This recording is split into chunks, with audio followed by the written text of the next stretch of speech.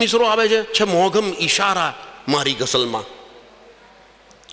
અહીં અસલના ઉતારા પાસે અટકવાનું મન એટલા માટે થાય છે કે મહત્વ શબ્દ અસલ છે અને પછી છે ઉતારો. ગઝલ એ માત્ર કોઈ અઘરા શબ્દોની ગોઠવણ નથી. પેલી કારીગરીવાળી વાત કરી હતી હમણાં બહુ સરસ રીતે. શબ્દોની સોગઠાબાજી પણ નથી. ગઝલ તો અસલનો ઉતારો છે. ગઝલ તો શાયરી તો જુજવે અસ પૈગંબરી. અમૃત ઘાયલે એક પંક્તિમાં કહ્યું છે, શાયરી તો જુજવે અસ પૈગંબરી, વેઠ ના કર મન દઈને મટ જરી.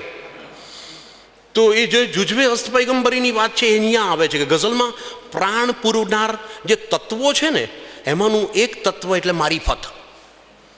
અહીંયા મારીફતની વાત છે, આધ્યાત્મિકતાની. ફરી પાછું રંગ ગઝલ બરોબર કહું તો શૂળ અને શમણા ગઝલ સંગ્રહની અંદર કિરણોની કટારી નામની જે શીર્ષકની છે મકરંદ દવેએ પ્રસ્તાવના લખી છે, એની અંદર હુસ્ને ખ્યાલની ચર્ચા કરેલી છે. હુસ્ને ખ્યાલ, વિચારનું સૌંદર્ય. પછી આવે છે અંદાઝે બયાન, રજૂઆત, વર્ણન છટા. ત્રીજું આવે છે મોસીકી, નાદ તત્વ, શબ્દ માધુર્ય. અને ચોથું આવે છે મારીફત, આધ્યાત્મિકતા. અહીંયા આ ગઝલો જે કેડી મળે છે આધ્યાત્મિકતાની છે. એટલે અસલના ઉતારા છે મારી ગઝલમાં કે મોઘમ ઈશારા છે મારી ગઝલમાં. મકરંદ દવે આ વાત લખે છે ત્યારે લખે છે, અનાદિ મથામણ છે મારી ગઝલમાં, નશીલું નિવારણ છે મારી ગઝલમાં. બંને એક જ સેમ રદીફ ઉપર કામ કરે છે. પણ જ્યારે એ અસલના ઉતારા છે મારી ગઝલમાં એમ કહે છે ને ત્યારે ભક્તિ માર્ગની વાત છે. અને અનાદિ મથામણ છે મારી ગઝલમાં કહે છે અને નશીલું નિવારણ છે મારી ગઝલમાં કહે છે ત્યારે મંત્ર માર્ગની વાત છે. એ મકરંદ દવે કહે છે. બંને માર્ગ અહીંયા દેખાય છે ગઝલની અંદર. બે પરંપરાની વાત આવે છે. બંનેની ઉપાસના પદ્ધતિનો ભેદ પણ આ ગઝલો ખોલે છે. એટલે ભીતરનું સ્ટેજ પણ આ શેર દ્વારા પ્રગટ થાય. ફરી પછી એમની એક ગઝલ તરફ, રૂપાળા તિખારા છે મારી ગઝલમાં, સળગતા સિતારા છે મારી ગઝલમાં, નથી હોતું ઓસડ કહ્યું કોણે મીઠું, ઘણા બોલ પ્યારા છે મારી ગઝલમાં, નથી દર્શ એના થયા જિંદગીને, પ્રસંગો કુંવારા છે મારી ગઝલમાં. ભક્તના જીવનમાં મેક્સિમમ પ્રસંગો હોય છે ને તો કુંવારા હોય છે, વન સાઇડેડ જ હોય છે. હવે અહીં જે ગઝલની વાત આવી એ ઉપાસકના એક તબક્કે ભીતર પ્રસંગો કુંવારા છે મારી ગઝલમાં,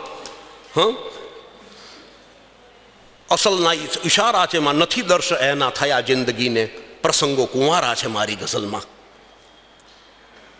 હવે જીવનમાં હળાહળ ભર્યું છે પરંતુ અમીના ફુવારા છે મારી ગઝલમાં, વિસંવાદ તારો નથી એમાં દુનિયા, ફકત ભાઈચારા છે મારી ગઝલમાં, જગતને કરી દે ગમે ત્યારે જાગૃત, કલંદરના નારા છે મારી ગઝલમાં. મીર કલંદરી મિજાજ, પેલો કલંદરી મિજાજ અહીંયા પકડાય છે. ને રહ્યો છું ભલે ઘૂમી બેહોશ ગાફિલ, છુપા હોશ મારા છે મારી ગઝલમાં.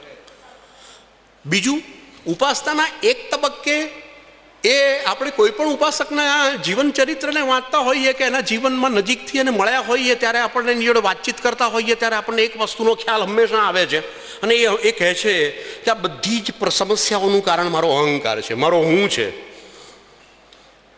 રજનીશજીએ તો કહ્યું છે કે આ હોવાપણું એ બહુ મોટી બીમારી છે, એ મિટાવી દેવી જોઈએ.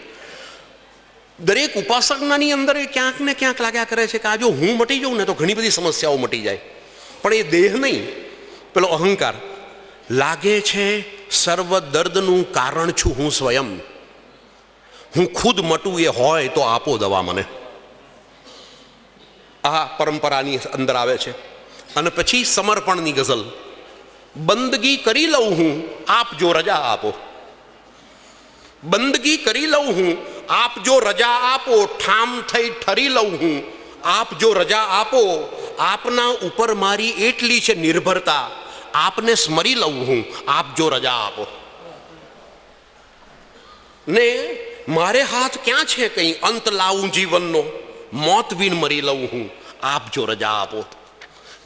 સંપૂર્ણ રીતે ગાફીલી મારી છે આપના જ કહેવાથી, એ પરહરી લઉં હું આપ જો રજા આપો. એટલે એક તબક્કે જેમ ભીતરના પ્રવાસીને લાગ્યા કરતું હોય છે કે આપણે ક્યાંય ના રહ્યા, જિંદગીભર જે ઉપાસના કરી એ મશ્કરી રૂપ સાબિત થઈ. સાતેય રંગ હવે સફેદ રંગમાં ભળી ગયા છે. આ કેવું ભ્રમણ, આ કેવું ભટકવાનું જિંદગીને મળ્યું. માત્ર ધરતી નહીં, આમ 14 ભુવન ટૂંકા પડે છે. અને પલાઠી વાળીને ઘરમાં બેઠા હોઈએ અને છતાંય લાગે કે આવારા છીએ. મનુભાઈમાં આ ભાવ બધા સહજતાથી ઘૂંટાઈને આયા કરે છે કે મોઘમ ઈશારા છે મારી ગઝલમાં. હવે અદ્વૈત સાધનામાં ખતમ જિંદગી થઈ, અદ્વૈત સાધનામાં ખતમ જિંદગી થઈ, ઉપહાસ જેવી મારી સકલ બંદગી થઈ. કોઈની નજરમાં નહીં, પોતાની નજરમાં પોતાની બંદગી ઉપહાસ જેવી લાગે. મને લાગે છે કે છેલ્લો વળાંક હોય છે. ઉપહાસ જેવી મારી સકલ બંદગી થઈ ને સાતેય રંગ શ્વેત કિરણમાં જઈ ભળ્યા. રૌનક હતી જહાની સુભગ સાદગી થઈ. ને કેવું ભ્રમણ કે 14 ભુવન પણ ટૂંકા પડ્યા. કેવું ભ્રમણ કે 14 ભુવન પણ ટૂંકા પડ્યા અને વાળી પલોઠી તોય એ આવારગી થઈ. આ ભીતરની યાત્રાના બીજા 3 શેર તેમણે જાણે પોતાની જ સમગ્ર કથા આલેખી છે. મૂર્તિ અને શબ્દો બંને તેમને માટે સરખા પવિત્ર છે. દીવાનાની પ્રથા જે કંઈ છે તે સમજો પ્રથા મારી. દીવાનાની પ્રથા જે કંઈ છે એ સમજો પ્રથા મારી. અનોખી છે ખુશી મારી, અનોખી છે વ્યથા મારી. એ પથ્થરને પૂજે છે, એ કાગળને ચૂમે છે. જુદો વિશ્વાસ છે મારો, જુદી છે આસ્થા મારી. મને ગાફિલ કહેનારા કહે છે, હું નથી કહેતો. મને ગાફિલ કહેનારા કહે છે, હું નથી કહેતો. છુપાયેલી ગઝલમાં છે કથા તારી, કથા મારી. એ ઉપરાંત મને લાગ્યું છે કે આધુનિક ગઝલ ને પરંપરા ગઝલ ને આવું બધું જે ભેદ પાડવામાં આવે, માત્ર 2 ભાગ પાડવા જોઈએ કે કૃતક ગઝલ અને સહજ ગઝલ. કારણ કે આધુનિક અને પરંપરા એ બંને વલણ એકબીજાથી અલગ નથી. એકબીજામાંથી ઉદ્ભવેલા અને એકબીજામાં સમય જતા પ્રવાહો છે. જે આજે આધુનિક લાગે કાલે પરંપરા બની જવાનું છે. અને જે પરંપરા લાગે છે ને એ ફરી પાછું ક્યાંક આધુનિક બનીને નવા સ્વરૂપે પ્રગટવાનું છે. થોડાક શેર કહું, નીચે કોઈનું પણ નામ લખીએ એના કરતાં આજના કોઈક શાયરનું નામ લખીશું તો આશ્ચર્ય લાગશે. કેવો અદ્ભુત શેર છે અરવિંદ. શરીર છે કે છે થીજી ગયેલ પડછાયો. શરીર છે કે છે થીજી ગયેલ પડછાયો. દઈ રહ્યો છે દિવસ રાત ટહેલ પડછાયો. રચી રહ્યો છે મહાસૃષ્ટિ માત્ર ઓળાની. કરી રહ્યો છે ખતરનાક ખેલ પડછાયો. કઈ કલ્પનાનું ઉડાન પડા પાસે. ગઝલ લખવાની મેં શરૂઆત નહોતી કરી. એ દિવસોમાં મારા જે સિનિયર બધા જે હોય ને સોસાયટીમાં જ્યાં રહેતા હોય, એ સિનિયરોની ડાયરીઓમાં 2 શેર વાંચેલા. એ કોના હશે ખબર નહોતી. બંદગી આવી ત્યારે ખબર પડી. કદી આંખ જુએ અમસ્તી અમસ્તી, કદી આંખમાં જુઓ મસ્તી જ મસ્તી. નકામો ન ગણતા નકામો નથી એ પ્રણય, એટલે છે પ્રભુની પ્રશસ્તિ. તો લાગ્યા કરે કે કાફિયા, ગઝલ, છંદ, એની રજૂઆત એ કેટલી બધી કાળજીપૂર્વક કરવામાં આવેલી હોય છે. ગઝલ અને ભજન બંને નિરાળા કાવ્ય પ્રકાર ઉત્તમ રીતે ખેડીને એમણે આપણને કવિતા જેમ સરોદના નામે આપી, તો ગાફિલના નામે રસવતી ગઝલો આપી. પણ બચુભાઈ કે કુમારમાં ગાફિલ માટે ખૂબ એક સરસ વાત કરી છે. પછી એ મકરંદભાઈએ પણ એ પંક્તિઓ બંદગીમાં મૂકી.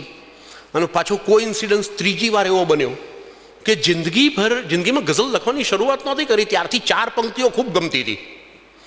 કોની છે એ મને ખબર નથી, મનુભાઈને ખબર નથી, એટલે અને મકરંદભાઈએ પણ અજ્ઞાતના નામે જ લખેલી છે. પણ ઓછામાં ઓછી ગાલિબના સમયગાળાની આ ગઝલ હોવી જોઈએ. મેં હું આશિક તેરા, મેં હું બંદા તેરા, મેં તો દીવાના હું, મેરે સજદો કા ક્યા, मैं शराबी बनूं या नमाजी बनूं, बंदगी मेरे घर से किधर जाएगी. આ ખુમારી, તારો આશિક છું હું, તારો બંદો છું હું તો દીવાનો છું. મારી પૂજાનું શું, હું ઉપાસક બનું કે શરાબી બનું, ભક્તિ મારા ઘરેથી જવાની છે ક્યાં. કેટલી તાકાત કે આ શહેરમાં અમદાવાદમાં કોને સંગરવાનું છે મારા સિવાય. આ કઈ ખુમારી. અને આ ખુમારી આ ગઝલની જે રજૂઆતની જે વાત હતી એ અહીંયા બંદગી ગઝલ સંગ્રહની અંદર આ પંક્તિઓ મકરંદભાઈએ ખાસ મૂકી છે. मैं हूं आशिक तेरा, मैं हूं बंदा तेरा, मैं तो दीवाना हूं, मेरा सिजदों का क्या, मैं शराबी बनूं या नमाजी बनूं, बंदगी मेरे घर से किधर जाएगी। પણ દરિયાને ગમે ત્યાંથી ચાખો, સરખો એનો સ્વાદ મળવાનો. કોઈ કવિ કે ગઝલકારના ગ્રંથ પાસે હું જ્યારે પણ ગયો છું, ખૂબ શ્રદ્ધાપૂર્વક ગયો છું. એટલે આટલા વર્ષોમાં બધા કાવ્ય સંગ્રહો ઘણા બધા વાંચ્યા હશે. એ ઉપરથી નિષ્કર્ષ પર આવ્યો છું કે કાવ્ય સંગ્રહો બે રીતે લખાય, છપાતા હોય. એક જે કંઈ લખ્યું એ વાળી જોડીને છપાઈ નાખો, અને બીજું જે લખ્યું છે એની અંદરથી ઉત્તમ રચના પસંદ કરી એને ચાળી અને મૂકો કે જેથી બોલે. મનુભાઈના બંદગી સંગ્રહમાં હરિકૃષ્ણભાઈએ કહ્યું 161 રચનાઓમાંથી 61 રચના, એટલે કેટલી ચડાઈ હશે. અને એ 61 રચનાઓમાંથી જ્યારે પસાર થઈએ છીએ ત્યારે ખ્યાલ આવે છે કે કેટલી સશક્ત કામ થયું હશે. નામ નથી આપતો પણ તમે તરત આમ સ્મરણ કરશો તો ઘણા બધા પુસ્તકો, ઘણા બધા ગઝલ સંગ્રહો એવા છે કે જે આખો આખો ગઝલ સંગ્રહ 2 કે 3 છંદમાં પૂરો થઈ જતો હોય. તો આ 61 ગઝલોની અંદર છંદ વૈવિધ્ય કેટલું છે, એના રૂકન ગણ, એના લયના આવર્તનો, એ બધું કઈ રીતે થાય છે એમાં પડવા નથી માગતો, કારણ કે આ કામ નથી. બીજી એક વાત સરસ રીતે મારે ઝડપથી જે વાત પહોંચાડવી છે કે જે 61 ગઝલમાં પણ કેટલું મોટું વિશ્વ ઊભું થાય. તો એ 61 ગઝલોમાં જે છંદ વૈવિધ્ય જોવા મળ્યું છે એ હું વાંચી જઉં છું. જુદી જિંદગી છે મિજાજે મિજાજે, જુદી બંદગી છે નમાઝે નમાઝે, તરંગોને તો દરિયા છે ભલા આરાએ ક્યાં જાવું, વિચારો કાજ દુનિયા છે આ દિલ મારાએ ક્યાં જાવું. ક્યારેક મને એમ લાગે છે કે મારી નજરમાં કોઈ નથી, જો છંદો બદલાયા કરે છે. ક્યારેક મને એમ લાગે છે કે મારી નજરમાં કોઈ નથી, ખાલી પડછાયા ને પડઘાવીને આ દુનિયાભરમાં કોઈ નથી. માફક ન આવી બાગની આબોહવા મને, માફક ન આવી બાગની આબોહવા મને, રસ્તો બતાવો કો અહીંથી લઈ જવા મને. આ ધરતી આ ગગન છે કોની જવાબદારી, આ ધરતી આ ગગન છે કોની જવાબદારી, જીવન અને નિધન છે કોની જવાબદારી.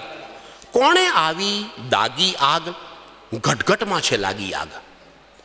છેડો ન કોઈ સાજ, તબિયત ઉદાસ છે, દિલ બંધ કર અવાજ, તબિયત ઉદાસ છે.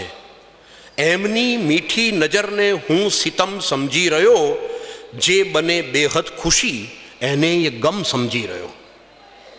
અદ્વૈત સાધનામાં ખતમ જિંદગી થઈ, ઉપહાસ જેવી મારી સકલ બંદગી થઈ.